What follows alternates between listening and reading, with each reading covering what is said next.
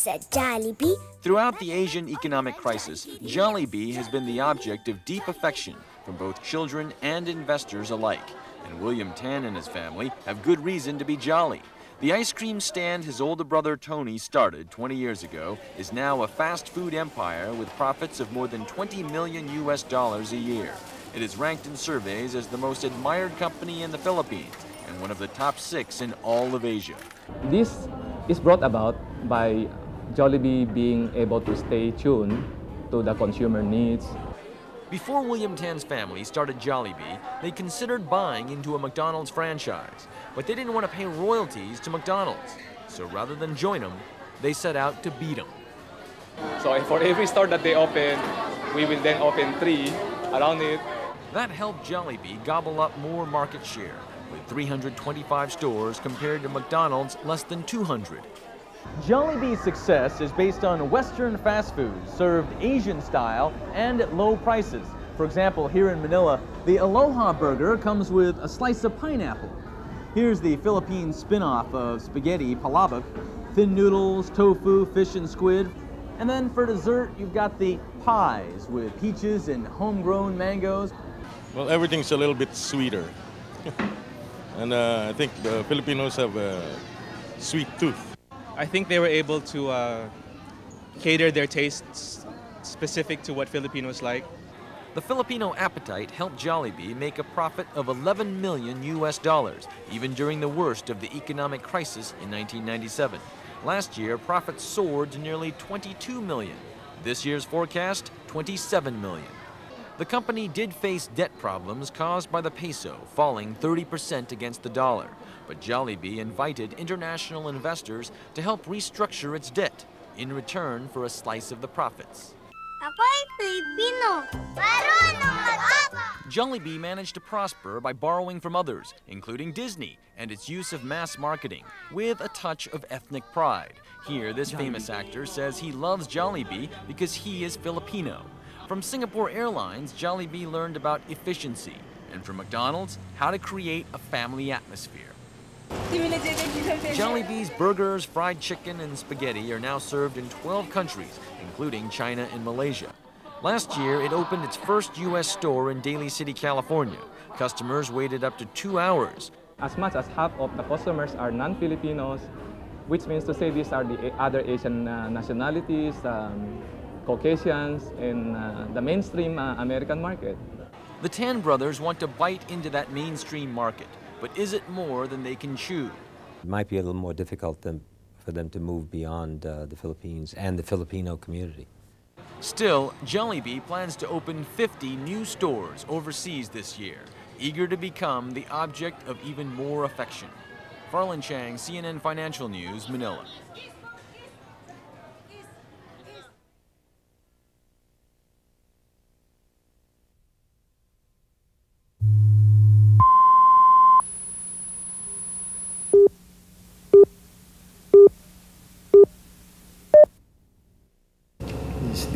Skating. Meet Henry C., a humble Chinese shoe salesman turned multi-billionaire. C is known as Southeast Asia's king of shopping malls for creating what he calls malls for the masses, complete with skating rinks, amusement centers, and bowling alleys. Henry C. has continued to strike it rich despite the Asian economic crisis. As long as you can provide what they need, what they want, and they will always come back. In the past 2 years, C's company, SM Prime, had annual earnings growth of 19%. That's one of the highest rates for any firm in the Philippines. One reason, hard work. At age 73, C spends his weekends inspecting his shopping malls. And every week, he still picks which shoes are sold in his chain of Shoe Mart stores. But this has been going and come and go. Fashion comes and goes. Yeah, so many years it will come back. It'll come back. 50 years ago, young Henry C. had a simple dream: sell a pair of shoes to every Filipino and get rich. He did that and much more. From shoes, he opened department stores. Next, he started a chain of supermarkets, stocked with his own brand of generic household goods. Then he built the first malls ever in the Philippines, including what he claims is the biggest in all of Asia. It just feels like home. strange as it is, prices here are cheaper than the other stores, you know. Visit one of Henry C.'s 7 malls in the Philippines, and it's easy to ask, what Asian economic crisis? His chain is so successful that he plans to build 2 new malls every year for the next 5 years. And now, C is building what he hopes will be the biggest mall in the world. The crisis has actually helped Henry C. expand his market share. His malls have attracted high-income shoppers wanting more bang for their buck. And analysts say malls, with their wide range of stores, are a good, diversified investment during recessions. Plus the fact mall expansion at the time that the property sector is at its possibly lowest is possibly also one of the wisest investments to undertake. C expanded without borrowing, and he stuck to his core business of running malls. He runs them by picking reliable tenants, namely himself. His own stores make up 1/3 of the malls. Entertainment makes up another 20%. With the rest of the tenants, he doesn't pick the highest bidder. He picks tenants who can sell what customers want. That's because he takes a chunk of sales instead of a fixed rent. C has groomed his children to take over, but he has no plans to retire. I won't be still working if I'm not happy. He's happy that when he builds it, they will come. Farland Chang, CNN Financial News, Manila. Bill Gates and Steve Ballmer, the 2 leaders of Microsoft, are known as one of the world's best business duos. Last week, Gates handed the reins over to his Harvard friend by naming Ballmer Chief Executive Officer. During his recent visit to Asia, Ballmer gave us exclusive behind-the-scenes access. And Farland Chang has a story on one of the world's richest men. Hey, how you doing, Addison? Call him the life of the party. With his hearty laugh, booming voice, and beefy physique, Steve Ballmer is arguably Microsoft's most charismatic figure. Nice to meet you.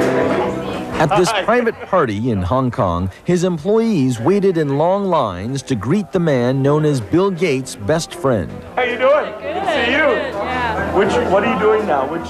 The outgoing 43-year-old native of Detroit is known as the alter ego to the more introverted Gates. They first bonded at Harvard, where they were known as math nerds. Ballmer graduated, Gates did not. But Ballmer later dropped out of Stanford Business School to join his pal, who was just starting Microsoft. The first 25 years, a lot of the team building came directly from sort of shared vision and passion about the importance of what we were doing and how it could change the world. They changed the world and became among the richest men on the globe. And to stay on top, Gates just upgraded the best man at his wedding to CEO. Each can now focus on their respective strengths. Gates on future software technologies, Ballmer on managing day-to-day business, details which may not have suited Gates' temperament as well. I think the worst thing about Bill is that he is so passionate about what we're trying to do, and so, concerned about the company, he can sort of get himself, he almost can eat himself up if things if we're not making the kind of progress that we ought to make. And the progress they've made has been fueled by Ballmer's skill as a super salesman. For years, we've been investing in R&D. His bombastic, fist-pounding approach is persuasive, but his shoot-from-the-hip style can be a problem, like when he caused the stock market to plunge by saying tech stocks are overvalued, and when he blasted the Justice Department's antitrust lawsuit. But Ballmer says being direct is a good lesson that he teaches his own children. Oh, I spend a lot of time with my kids. I don't shortchange that. Yeah. Ballmer's plain talk is why he prefers writing on a piece of paper instead of on the screen of a handheld organizer. Yeah. And I haven't gotten good yet at taking notes on the screen while looking you in the eye, which I can do sort of on a piece of paper, and I can't do yet. So I keep the paper in my pocket for now. And he keeps close to his heart the lessons he learned from his grandfather. He was a Russian immigrant to the United States, and he used to say, "Don't show up, nobody," which meant you never want to show off. That's a bad thing to do. I would say that was probably that he used to. He'd grown up very poor in what's now Belarus, but was Russia at the time, and he also told me, make sure you always put the money deep down in your pocket or it'll fall out. That would be the other lesson. Lessons Steve Ballmer has taken with him to the top. Farland Chang, CNN Financial News, Hong Kong. Coming up, Sony Corporation follows a new path, one it hopes will make consumers happy. Details after the break.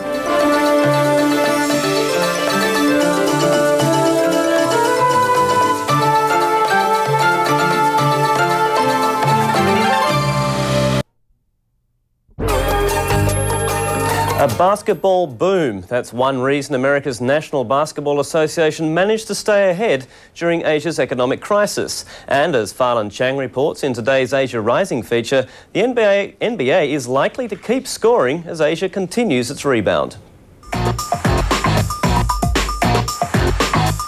From Manila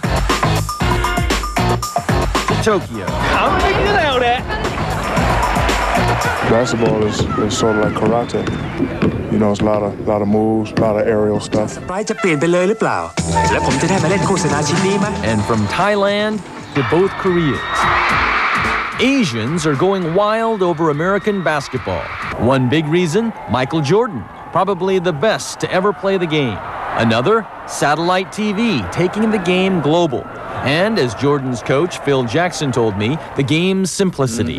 Play barefoot. All you need is a round ball and a metal rim.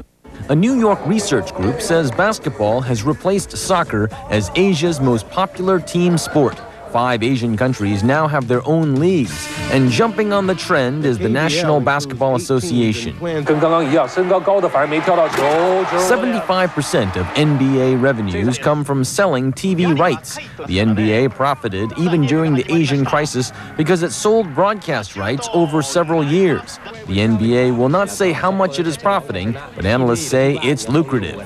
Without reservation, they probably have the most expensive TV rights in Asia of any sports. About $125 million of NBA revenues come from the sale of licensed merchandise, such as hats, jerseys, and shoes. Sales did suffer, though, from the Asian crisis.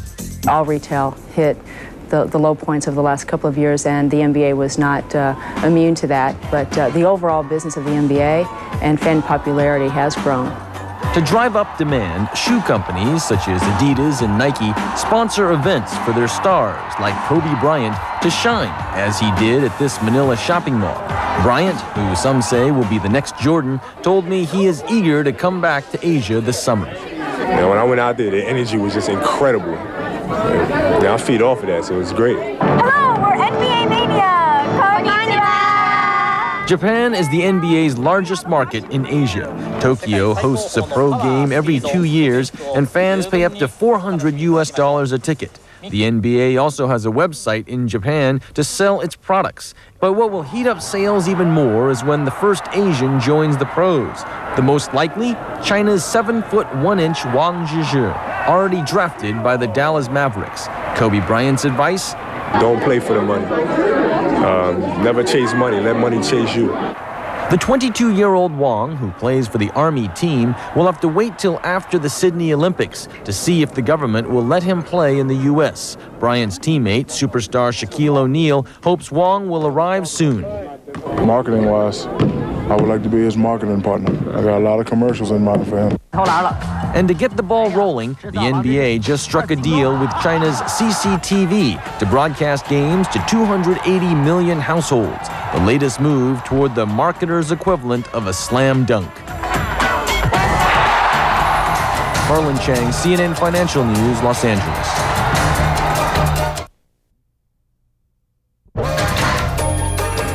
The Latin dance craze shimmies its way to Asia, and Asians are letting their hair down. In this Friday's Time Out feature, we take you salsa dancing. Most people get starry-eyed when asked about their first time. Never have this kind of experience. I'm a movie star now. Sexy salsa dancing, long the tradition in Latin countries, is heating up in nightclubs across Asia. The fiery rhythm has everyone from Gen Xers to grandpas shaking their stuff. And that has nightclubs and dance schools kicking up their heels. Group lessons at Hong Kong dance studios go for as much as $100 to $150 US. That's for 6 sessions, while private lessons hit $80 an hour. But at this restaurant, Sunday night salsas offer hip shakers lessons for just $15 cover charge. And the passion on the dance floor is music to the manager's ears. Well, we were very quiet before. Right now, due to salsa, we're doing very good. The crowds, we have a very steady crowd nowadays. One try and you'll be hooked, say salseros. That's what salsa lovers are called. And every salsero has his or her own reason for boogieing down. I think it's very fun and sexy and soft. I can make a lot of friends. It's awesome. Salsa dance is comparable to great sex. It's a very good exercise, and every time you sweat so much, it's like doing aerobics. One Hong Kong-born expert loves salsa dancing so much, she's invented an Asian version. Winsome Lee fuses Kung Fu with the Mambo, and her Mam Fu performance wows audiences worldwide. I'm Chinese, and I've been in the Latin scene for almost 7 years now. And I would like to add some spice to the Latin scene. Well, coming from Hong Kong, I want to represent my own culture too.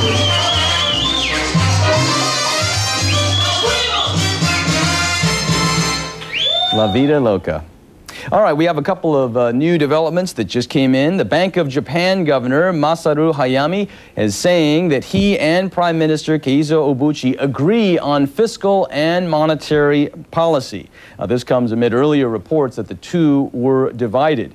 You should watch the currencies market. Dealers could take this latest development as a sign or a further hint of loosening of monetary policy. And one other development, the Philippines' January to August trade surplus, that is at $1.305 billion versus a year ago, a deficit of $1.294 billion. And we'll have more Asia Business Morning after this.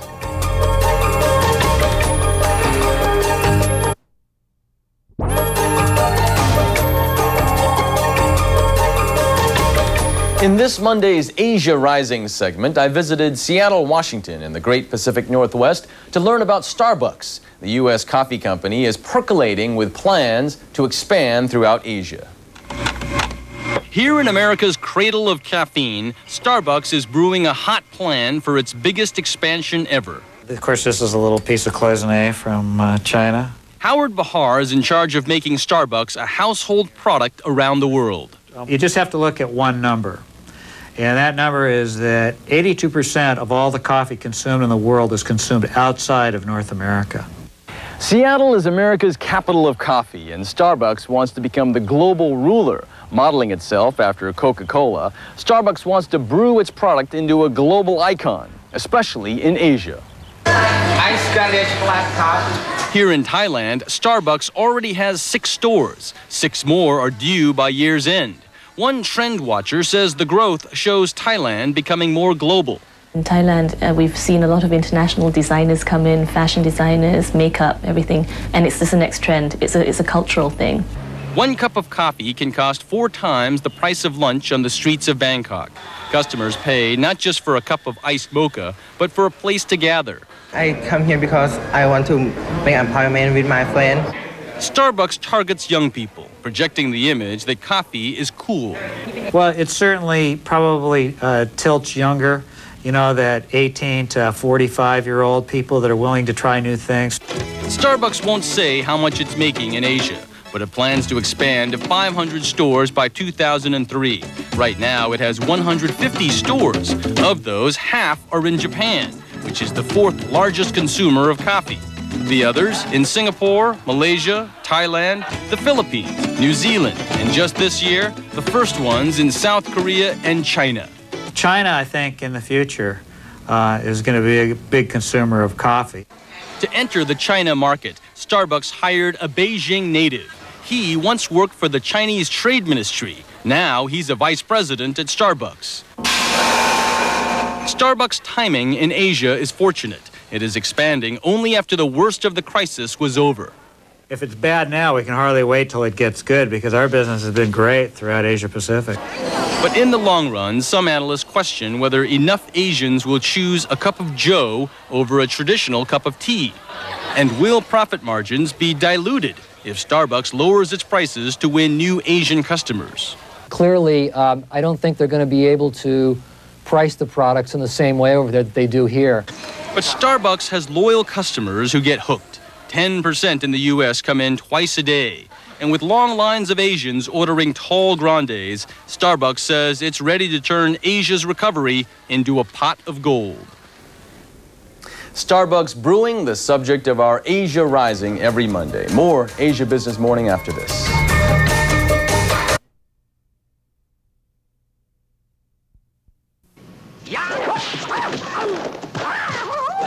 Bruce Lee fought hard to break into Hollywood, and it almost broke him.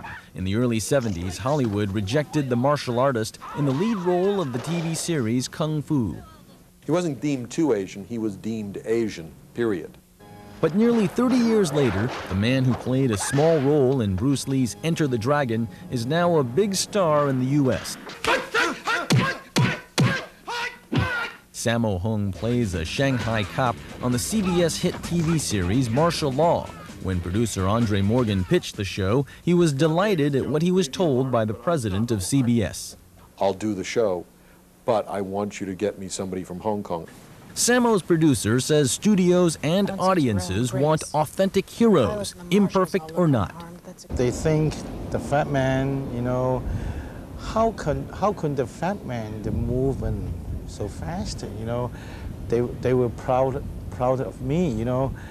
Yeah, I'm lucky maybe I'm fat, you know. From Hong Kong to Hollywood, Bangkok to Beverly Hills, Sammo Hung's star just keeps rising. The LA Times says his show is a certifiable kick, and the South China Morning Post says Sammo Hung makes fat men all across America want to stand up and cheer.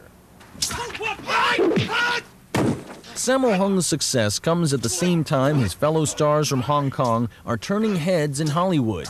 Chow Yun-fat in the epic studio production Anna and the King. Michelle Yeoh as the first Bond girl who critics say powered the genre to new heights. Jet Li galvanizing every scene in Lethal Weapon 4.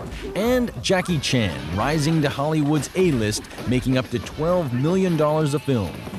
Hollywood's embrace of Sammo Hung, Jackie Chan, and their fellow Hong Kong stars is helping Asia and America converge in the world of show business. Sammo Hung's producer predicts there will be many more co-productions in the years to come. And then when you see more satellite, more cable outlets, and then with the internet and with broadband streaming, the sky's the limit. The success of the Hong Kong stars is also opening doors for Asian American actors, such as Kelly Hu, a former Miss Hawaii who plays Sammo Hung's sidekick. I think it says a lot that, that our show has done so well, and I hope that other networks can follow suit. Indeed, other producers are preparing new martial arts action shows, and Asian actors are hoping more Asians will follow in the footsteps of directors such as John Woo. We really need a good director to figure out a good role for us. Good roles that Western audiences are lining up to embrace.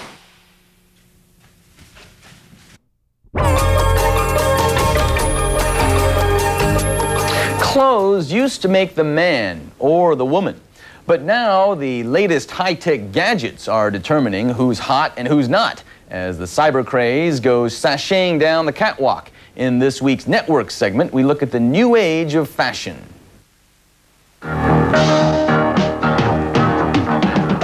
Fashion then to fashion now. No, this is not the latest ready-to-wear being showcased at a Star Trek convention, although it might as well be. Welcome to the brave new Unwired World, a fashion show that tries to put chic into geek. Our show embodies the best of of fashion and technology. So we like a place that is a wonderful, marvelous hybrid of the future.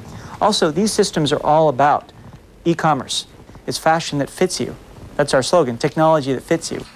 It's the brainchild of tech startup Info Charms, a spin-off of the MIT Media Lab. Ready-to-wear technology is no longer limited to Hollywood's sci-fi imagination. The day has finally come for techies and those who just want to be wired to the next in crowd. Ever dream of writing that proposal while sunbathing? Or how about reading email or watching a movie on DVD while on the subway? Well, you can do it with a Lizzie. This is the beginning of the end for the desktop computer. The Lizzie turns a person into a walking internet portal, complete with a handheld keyboard. And it's just kind of like about as difficult to learn to play as maybe a guitar for playing simple songs.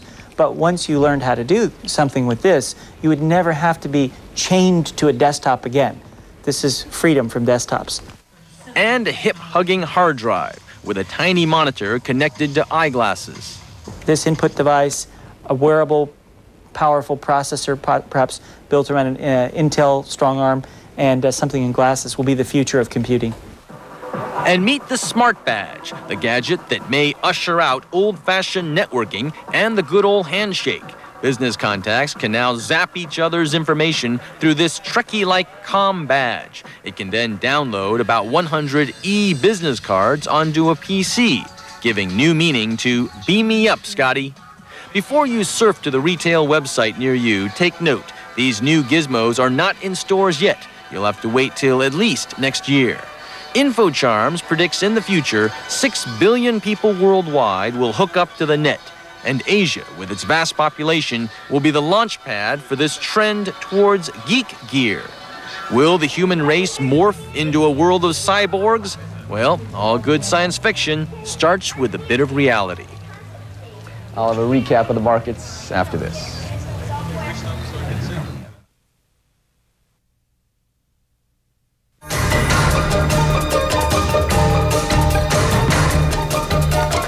In our Thursday Entrepreneurs Only feature, one of Hong Kong's favourite sons, Jackie Chan.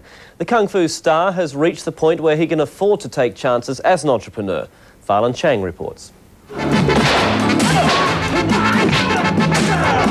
Jackie Chan has kicked and punched his way onto the big screen. Endeared himself to movie fans all over the world. And earned his ticket among Hollywood's A-list, the only Asian star to do so. It's estimated he makes up to $12 million per film. No wonder he can afford to take risks as an entrepreneur. I want everything have my own names on. And I don't care I lose money and not. Why? That's part of my dream. And I can afford my dream. In Hong Kong and Japan, Chan opened a chain of sushi and dim sum restaurants. He also opened the Star East nightclub, what he hopes will be Asia's own Planet Hollywood. It's not about money, it's united. I want to get everybody united. I want to get Taiwan star, Singapore star, and Malaysia, Chinese star. We have to group together. When we group together, that's the power. But Chan admits his Midas touch has failed to reach beyond his movies. If you're talking about making money, none of the business making money more than like my movie. The movies, I got a huge money from the movies. So this is why I have a lot of money to lose in my hobby. Among the hobbies that have cost him, his Star Shop, which tried to sell Hong Kong's movie magic. It reportedly lost $1 million before closing down. And his sports car repair shop also ran out of gas. Marketing specialists say Chan, even after a recent allegation about fathering a love child, has great leverage in his name, but he has failed to exploit it. Well, I think what Jackie Chan suffers from is the lack of a good manager and the lack of a good strategist. And he is really feeling, I think, the heat from that at the moment. You see, it's very dangerous if you associate with products or services which are in any way demeaning to your brand image. But Chan has linked up with one winner, Lindeman's Wine of Australia. By lending his name to the wine, Chan has helped increase sales in Asia by 110%, although he jokes he drove up the demand himself. You cannot buy anymore because I all sold out. Yeah. It's popular. It's not popular because I buy them all. Chan won't say how much his ventures have cost him, but he will say the losses are a small price to pay for chasing his dreams. One day, I'm really scared when I pass away. When I'm on the bed, I should do that. I should do that. I haven't do that. I have to do that. But now, Everything I like it, I just do it. And win or lose, Chan certainly has done it all. Farland Chang, CNN Financial News, Hong Kong. In this week's Asia Rising feature, we tell you about Vitasoy, the Hong Kong maker of one of Asia's best-known drinks, soy milk. Vitasoy has weathered the Asian economic crisis thanks to soy milk catching on in America. As Farland Chang learned during his recent visit to the US, the soy milk market there is still in its infancy, but that hasn't stopped Vitasoy. Winston Lo is extending his father's vision of the soybean as the cow of China. Now he's turning one of Asia's oldest foods into one of North America's newest tastes. We are in the process of completing the mission of the founder to provide nutrition for the masses. Vitasoy's TV ads appeal to the Chinese, who have enjoyed soy milk for centuries, but North Americans have long said no thanks. In the 1980s, one survey found Americans ranking soy products as one of their least liked foods, second only to liver. In recent years, the soy industry has come a long way towards winning the hearts, minds, and stomachs of Western consumers. I put it on everything. I put it on granola, I put it in drinks I make. Here in Santa Monica, California, many customers pay 50 cents extra for Vitasoy milk in their coffee drinks. 2 soy chais. Pete's Coffee Shop says it has increased its supply of Vitasoy 7 times over the past 7 months. Every single coffee shop in Los Angeles pretty much has soy milk, and even grocery stores are starting to carry it. In flavors that appeal to Americans, such as chocolate, strawberry, and vanilla. Besides the new flavors, soy milk also offers health benefits. Medical studies show that soy foods cut the risk of heart disease by reducing harmful cholesterol. It's also claimed to help prevent certain cancers and menopausal symptoms. That would keep me drinking soy milk, yeah. And it goes down well for people who cannot digest milk from cows. All this adds up to higher sales. In the U.S. alone, Vitasoy's sales jumped more than 40% from last year. I think there's a window for growth. I think they can capture it. But to go beyond the next stage might require very different skills and might require a very different approach. Analysts say Vitasoy could soon face much tougher competition from bigger American players who have stronger marketing and distribution machines. But Winston Lo is not worried because there's so much room for the market to expand. We do need more participants to bring up the awareness of the soy, and I think that will be good news.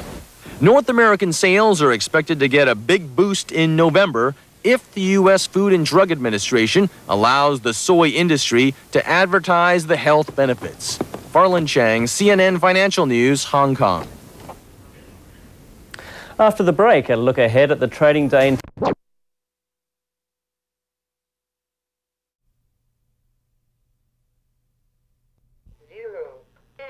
When Janella Lightburn was 2, she was badly burned, and the botched surgery left her brain damaged, unable to walk or talk. But in the past year, these animals, including this pygmy goat and their owners, have helped 10-year-old Janella to heal. You want to walk, Buddha? It's called animal-assisted therapy. Through unconditional love, these pets have given Janella and her special education classmates incentive to make progress, using their bodies, communicating, and feeling less dependent. Good job, Janella. You can do it. Come on. As a child in her native Germany, Daniela Ortner thrilled senior citizens with her own pets. Later, she studied the animal's power to motivate and teach. It increases attention span, memory skills, speech skills, social skills, and this has all been proven. Hi, Sadie. So when she came to the U.S., she started Create a Smile. It's a unique nonprofit program in Los Angeles that trains, tests, and certifies pets and their owners to provide animal-assisted therapy. Is this fun, riding on a wheelchair, huh? After an 8-hour workshop, its final exam. Passed a test. Very well. Look at the doggy. Many animals fail. See that? He's pulling his lip. Ortner looks for the tiniest sign the pet could snap. Those who pass must volunteer once a month. John Flanagan recalls the day his dog Garbo inspired a boy to speak. The child had been through a very traumatic experience, and I think Garbo had some sort of healing magic that just kind of opened him up. Most therapy animals are dogs, but they also include cats and hamsters. And because of their soft fur, they're chosen to help burn victims. And therapy animals are not just on land. In Miami, these friendly dolphins helped 8-year-old Nicky Bryce, brain damaged at birth, utter his first word ever. Janella's mother is grateful the animals have given them hope. You know, when she see the dog, she want to talk more, she want to say something more, you know, and she's just excited. She want to run. With a little help from her friends, whose only secret is to accept people the way they are. Farland Chang, NBC News, Los Angeles. Yes, look at that. That. Yes. You want flying. Titanic has been steaming forward at the box office, but certain moviegoers have yet to catch the ride. In some small towns, folks still have to drive far away to see it on the big screen. It makes me feel kind of upset because there's so many people in Lake City that want to see it and they can't. But what if the theater came to you? That's the concept behind the Cine Transformer, a fully equipped movie theater on wheels. Complete with popcorn and candy, mini restrooms, and 100 plush seats. It's the brainchild of Julio Fernandez and his father. It's really a movie theater. You have the seats, you have the air conditioning, you have the surround sound, you have everything you can have. But you can come here with your girlfriend and raise this and have your girlfriend closer to you. Really. The Fernandezes have taken their show on the road in Mexico, where there is only one movie screen for every 82,000 people. They charge half of what theaters charge because it costs less to run a trailer. And so far, it looks like a big hit. It was an old woman, and she said, please come back here because I have no entertainment. My husband died like 10 years ago and I can't go out. Hollywood studios see the potential. Disney and Sony are exploring plans to test these cinemas in South America. Movie producers are excited about capturing millions of new viewers. Imagine all those young girls watching Leonardo DiCaprio for the first time and getting addicted to his next 10 movies. Cine Transformers could also be coming to small-town America. Even the U.S. military is reviewing it as a way to entertain American troops. In recent years, videos and laser discs have allowed people to watch movies from home, in private, on the small screen. But the big screen has always had a larger-than-life magic, and the Cine Transformer may be a throwback to the golden age of Hollywood. Except this time, it's big screen Hollywood coming to small towns around the world. Farland Chang, NBC News, Los Angeles.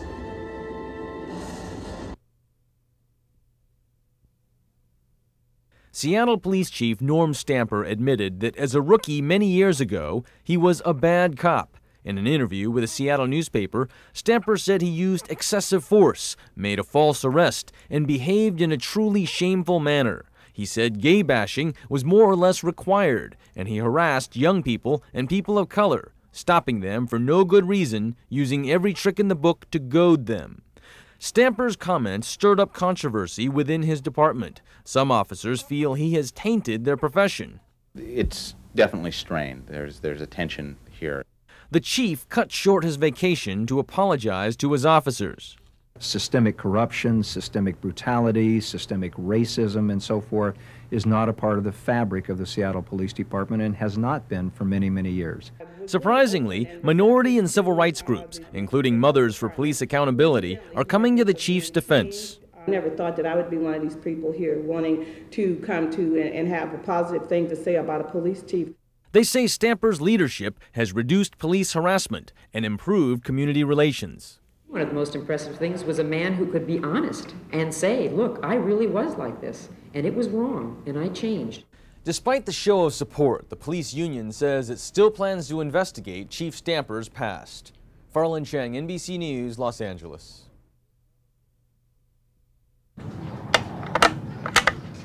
They're not old enough to drive, And on this Arizona firing range outside Phoenix, many of the kids can shoot better than the grown-ups.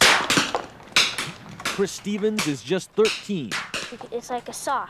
A saw can kill, right? You just gotta use it correctly. Same with a gun. Dan Radabow is 14. Keeps me off the streets and stuff. Rangemaster Don Turner believes guns can be positive for kids if they're taught to use them responsibly. Like any other sport, they have to learn the discipline and the self-control to participate. So this is no different really than Pop Warner football or any of the other events. But in the wake of the Arkansas shootings, gun control advocates say it's time to impose tougher restrictions on children's access to guns. Sarah Brady has helped 15 states pass laws that hold parents responsible if a child misuses a gun. A child and a gun do not mix. It's a ticking time bomb. And to discourage children from glorifying violence, some school districts have even banned students from wearing camouflaged military clothes. But adults on the firing range say they are most concerned about the violent world of entertainment. For example, one popular video game called Postal boasts that victims actually beg for mercy and scream for their lives. Adrian Ruiz says this target practice may actually prevent killings. You can just get all your aggression out on the targets instead of taking it out on somebody else. But children's advocates say the risks of kids shooting guns far outweigh the benefits. Do we want to go into the next millennium as a nation just lost to gun violence? Violence that now places these children on the front line in the clash between personal freedom and public safety. For today, Farland Chang, NBC News, Phoenix. Good to see you. Thanks. A bittersweet homecoming. They returned after reaching the top of Washington's highest mountain, but without many of their mountain climbing classmates. An avalanche plowed into 10 climbers. 6 pulled off an icy cliff. The guide said, run, and so we just started running. Some survivors may never climb again. Not as important as it was before. I had a lot of time to think about my children. 29-year-old Patrick Nestler hung from a rope for several hours under dripping water. He died from hypothermia. 9 others were injured but treated and released. The Park Service blames the warm spring weather and melting snow for the slide.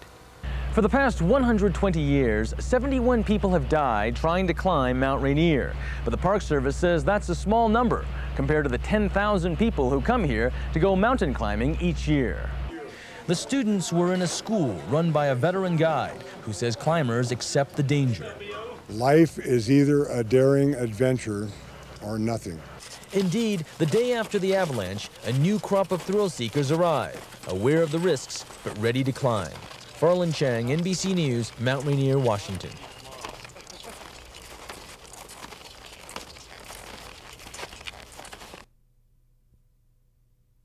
Ozzy Chavez says she was treated like an animal, not like a woman in serious pain about to give birth. What they did to me was truly barbaric. Chavez is now suing this hospital in Northridge, California for what happened last summer. Her lawsuit says she was one of 7 women denied an epidural, a form of anesthesia that allows women to stay awake while controlling the pain. Chavez, holding her daughter Amy and flanked by her attorneys, said she begged the nurse for the epidural but was denied. We didn't believe that they were serious. We thought this was just a warped sense of humor. She says the anesthesiologist insisted on cash because the state's insurance program for the poor does not reimburse as much as private insurers. And it's nothing short of coercing money from a person in a most vulnerable position I can imagine, a pregnant woman in labor in extreme pain. State health officials are investigating. Through her attorney, the accused doctor says she did nothing wrong, and the hospital has denied the allegations. But the hospital president says if it happened, it is somewhat understandable because the state's insurance program does not reimburse anesthesiologists enough. Farland Chang, NBC News, Los Angeles. Jane. Maureen O'Sullivan starred in the Tarzan movies that made her immortal. The author who created the characters said she was the perfect Jane. But O'Sullivan paid the price for being ahead of her time. Her scanty costumes in the 1930s shocked some viewers and inspired many jokes. I hated it at first because I got so sick of Meatars and Eugene. And then there were all kinds of terrible, vulgar jokes. O'Sullivan went on to star in more than 20 movies. In 1964, she was a regular on the Today Show as an anchorwoman. I was no Jane Pauley. It really didn't work out very well. I didn't enjoy it very much. It's a good thing we had a talented daughter. O'Sullivan had 7 children, including actress Mia Farrow. In 1985, the two performed in Hannah and Her Sisters. How did she balance so many children with acting? When I was having babies, I did nothing else, she said. When I do pictures, I go all out. I seem to have a one-track mind. I'm Jane Parker. For many fans, Maureen O'Sullivan will always be Jane. It's nice to be part of folklore, which I think it is. Film folklore, really. It's a fairy tale. A fairy tale for the girl from Ireland who became one of the screen's loveliest leading ladies. Farland Chang, NBC News, Los Angeles. And he lives in the country. The voice of the children. Kristen Kinkle arranged this memorial for her parents, and a packed crowd of more than 1,200 people came to the school where her mother taught to say farewell. They remember Bill and Faith Kinkle as two of Springfield's most popular foreign language teachers. Kristen Kinkle asked not for tears of sorrow that her brother Kip is accused of killing the parents and also 2 classmates. Instead, she asked for thoughts of joy at how her parents lived. I use the term celebration of life. Wow. Because I believe that's what they would have wanted. Students recalled how the Kinkles inspired them. I studied life with Bill Kinkle and learned the Spanish language as well. As for Faith Kinkle, there will be no other. For our loss, I will always weep. I miss you, Senora Kinkle. Teachers say the Kinkles will always be remembered as loving parents. To honor them, Kristen Kinkle has set up a scholarship fund. Her next task, to help support her kid brother. Farland Chang, NBC News, Los Angeles. And the parents of my sweet dear. In the rugged canyons where the Navajo have lived for centuries, authorities searched through the night for 3 killers. We're all loaded, armed to the teeth, and we're expecting a confrontation if we come across them. The search began Friday in Cortez, Colorado, when policeman Dale Claxton was shot and killed in his car. He had just stopped a stolen truck. Police say 3 white men wearing ski masks and camouflage clothing got out, opened fire, and sped off. When deputies gave chase, the suspects fired up to 500 rounds, wounding 2 officers. These 2 children saw one deputy go down. Started shooting and it went through the car and it hit his arm. When he got out, and they shot his leg. The suspects abandoned 2 trucks and are believed to be on foot. Nearly 200 officers have been searching. Canyons are all through this country. Not an easy place to find people who don't want to be found. But should they meet, authorities vow they'll be ready to do battle. Farland Chang, NBC News. Dan Radabow is 14. Chris Stevens, 13. And Meade Anderson, just 12. Not old enough to drive, but on this Arizona firing range outside Phoenix, they're on par with the grown-ups. But this popular father-son pastime in rural America is now in the crosshairs of scrutiny after the tragic shootings in Jonesboro, Arkansas. Don Turner, who runs the largest public shooting range in the U.S., fervently defends the right of children to use firearms. It's very positive for kids. We had over 4,000 kids come out here and shoot at this facility last year. And when they learn to shoot, they learn the safe handling of firearms. He says adults here always stress gun safety to the children. It's amazing what a .22 can do. Because it's a real powerful gun, you could really hurt somebody. You just gotta be really careful in what you're doing. Meade Anderson recalls the first time he fired a gun 2 years ago. It was fun, but it was weird, because it's weird to have something that's like a third extension of your body that moves more than you do. And these novice gun enthusiasts say days spent on the range help them perform in school. You can get places with it, like good jobs and scholarships to colleges and stuff doing this sport. 13-year-old Adrian Ruiz says all of this does not cause violence, it may actually prevent it. You can just get all your aggression out on the targets instead of taking it out on somebody else. But in the wake of the Arkansas shootings, gun control advocates say it's time to impose tougher restrictions on children's access to guns. A child and a gun do not mix. It's a ticking time bomb. Sarah Brady says 15 states have passed laws that make adults responsible if a child misuses a gun, and she hopes other states, including Arizona, will now follow. But gun proponents fear the rights of the many will be eroded by the evil actions of a few. If we want to remain a free society and we don't want the police telling us what to do, then we better get it together and tone this violence down and teach our kids all sorts of things about living as good citizens with each other. Until then, these children will remain on the front line in the battle between personal freedom and public safety. For today, Farland Chang, NBC News, Phoenix.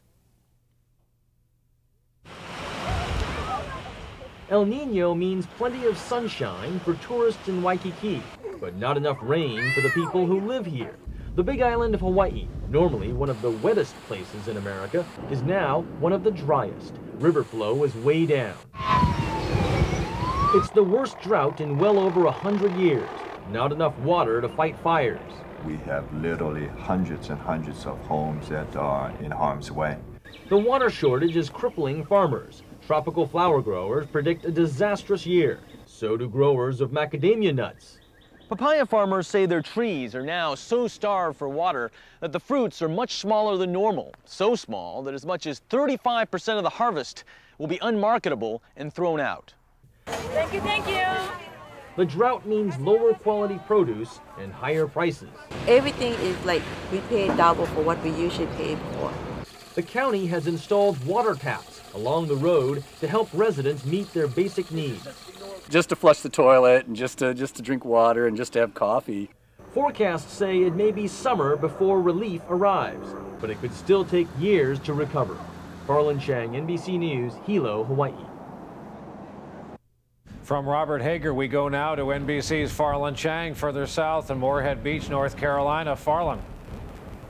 Brian, the eye of the hurricane is 50 miles away, but its far-reaching impact is being painfully felt by people all along the Carolina coast and the people here in Morehead City. These winds are gusting at more than 90 miles an hour, not too far from the 115-mile maximum sustained winds of that hurricane. We expect to start getting those winds in the hours ahead going through into tomorrow. These winds have toppled trees and knocked down power lines. Tonight, 100,000 homes in North Carolina without power. Another problem is beach erosion. The beaches are being pounded. A number of sand dunes are being eroded, and this, of course, comes in the wake of efforts to restore the beaches after those hurricanes, Fran and Bertha, in '96. One resident says that after this is all over, the coastline of the Carolinas may very well have to be reconstructed. Back to you. Farland, how we're in communication still with you, I don't know. Have police cleared out everybody who they can find in that area? Brian, yes, the police here in Morehead City have called for a curfew from 7 p.m. to 9 a.m. That's to protect the property of those people who evacuated, left for higher ground, and also to make sure that the people who are here stay indoors because it's just extremely dangerous with things flying all about. Farland Chang, thank you. We're going to be coming back to your position later on in the hour.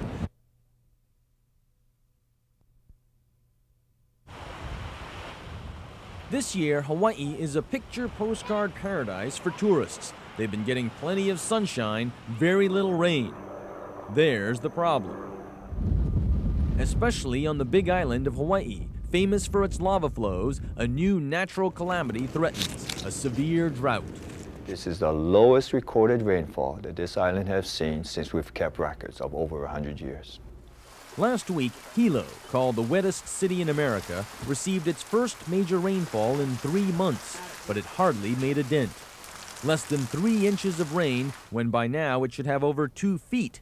The lack of rainfall is turning the island into a dust bowl, from parks and schoolyards, where emergency regulations cut back on watering, to farm fields where the rocky soil won't hold the moisture. This flower farm is normally in a gorgeous bloom all year long, but this year, Reduce size, reduce vigor, short, weak stems. the pink ginger plants are a total loss. Heliconia stunted and dying. Income is down and layoffs are threatened. Not to be able to harvest anything out of here is absolutely gut-wrenching.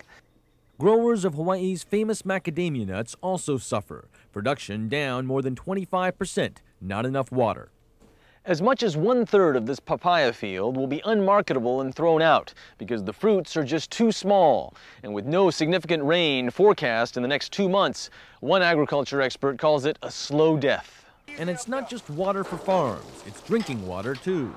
Tanker trucks will deliver to those who can afford it, 2 weeks worth for $100. And spigots have been installed along roadsides so people willing to haul their own water can fill up free. I have a friend of mine, he had to choose one day between having coffee and shaving. Hawaii's misery is caused by El Nino. As the ocean gets warmer, the mainland gets more rain, but the islands get less.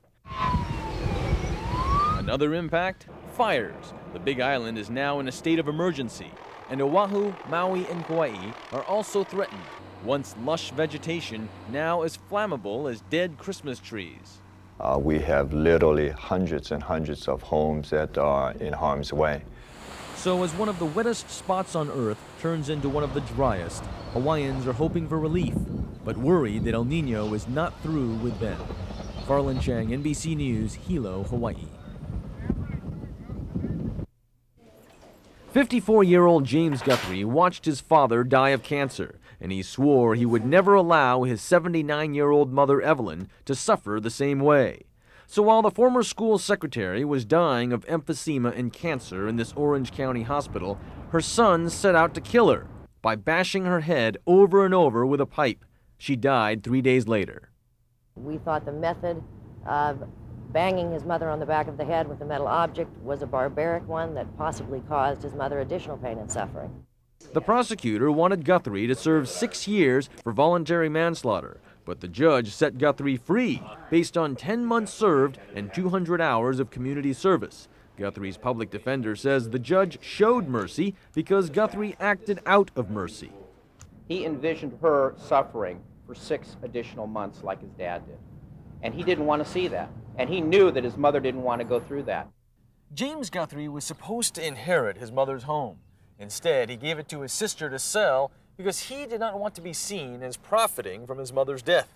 So today, James Guthrie is homeless, his whereabouts unknown. Farland Chang, NBC News, La Mirada, California.